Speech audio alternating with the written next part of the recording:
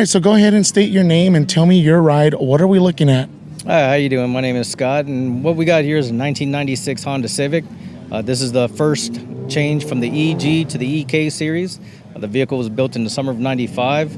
Original owner, believe it or not, had this thing for 26, almost 27 years. Love it. So it's my son's now. We put a lot of blood, sweat, and tears building this car. It's got a 2001 B18C1 Integra GSR motor, fully built internals. Everything is fully built and prepped for turbo. Right now we're prepping for a 6266 Precision. We're just trying to figure out if we're going to go air-cooled or water-cooled. So, yeah, everything you see with the body work, paint work, vinyl work, we do in our garage. Our little garage is called Midnight Bliss Performance. A lot of times we're working on the car till late at night, so we, stuck with the Midnight Bliss. Oh, man, I love it. I love your intro. This is a fantastic. I don't have to say anything. That's always the best.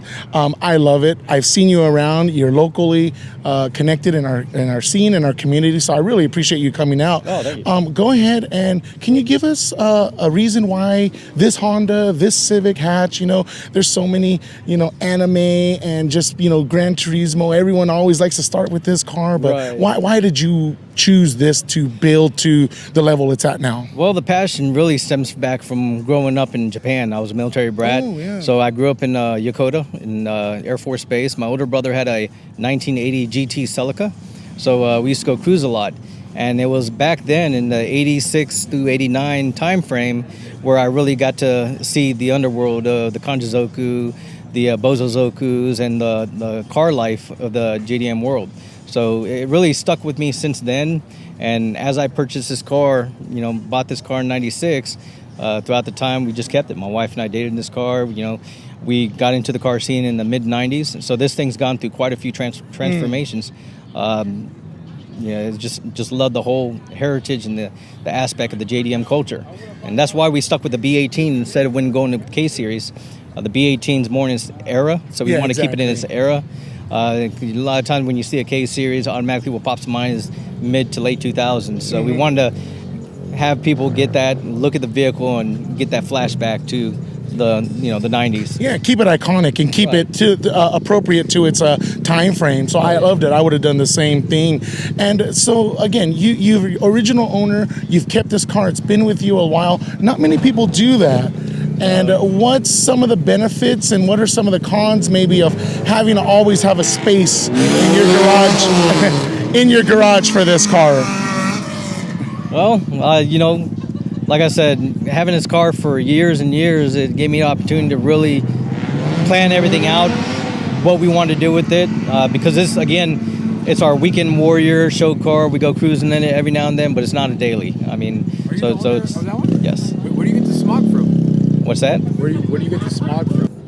All right, press pause. No. That's one. Again, I love hearing that. Naturally, you bring a crowd, and people appreciate the build. And you were briefly talking with them about the inspiration and most importantly, like the time and effort you've put into it. Where could people, or in your experience, where could they kind of learn or kind of grow into doing stuff themselves rather than trying to pay the high labor rates we have in California? Absolutely, you're absolutely right, and that's kind of reason why we kind of tackled the whole DIY project ourselves. And if you look at the top spoiler, the dual mid-wing, on the end cap, it says to inspire, and that's what we really want to do, is to inspire others to come up with their own unique passion, their own personality, because every car is unique. So we get ideas from different people and we kind of mesh it together and put our own, design into it and what works for us. It's either a hit or miss. No, well, you mentioned even video games, like being a part of that, that kind of vision you have. Right. So when we sat down and tried to figure out what design we wanted to go with, we knew we wanted to stick with the Kanjizoku style.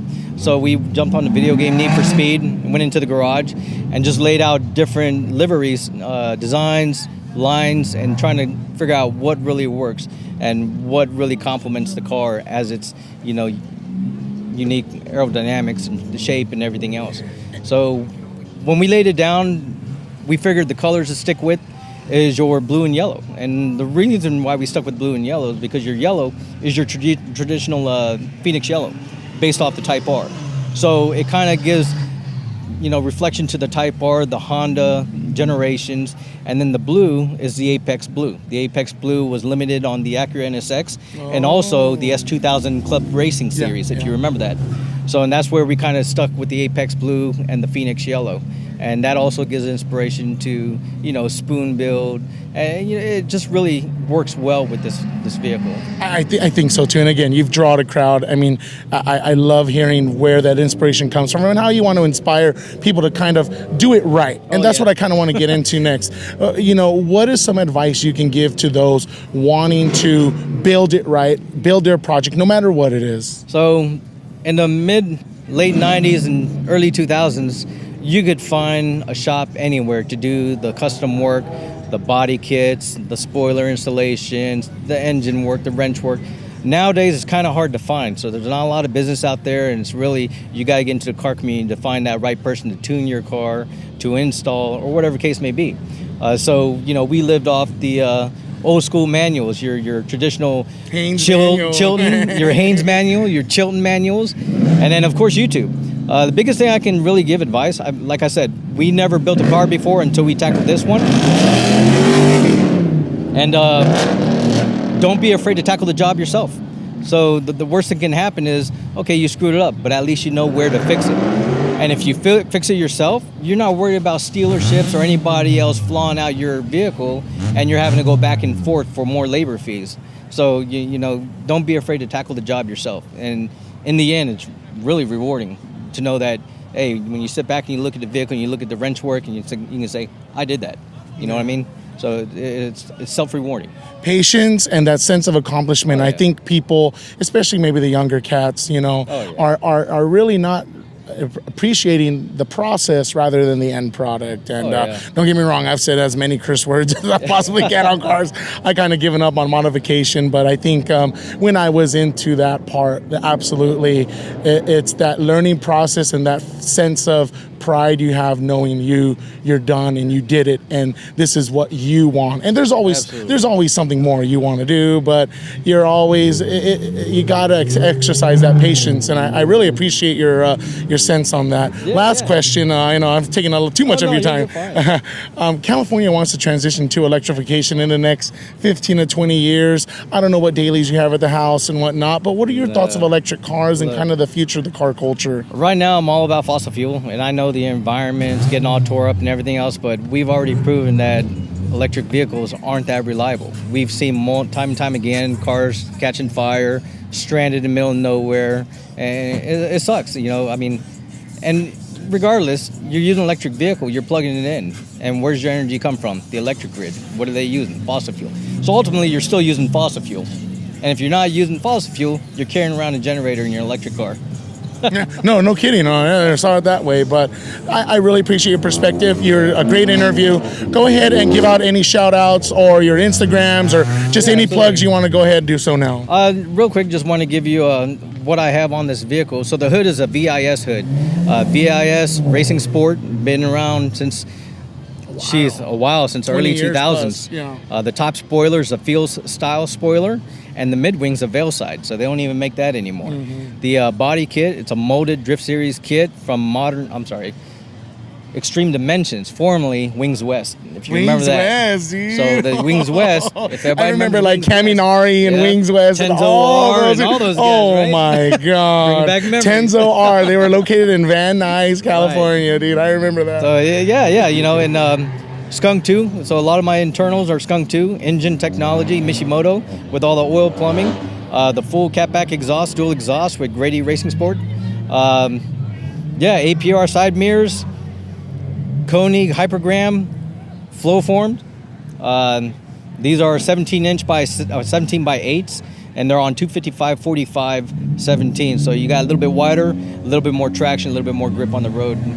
But shout out.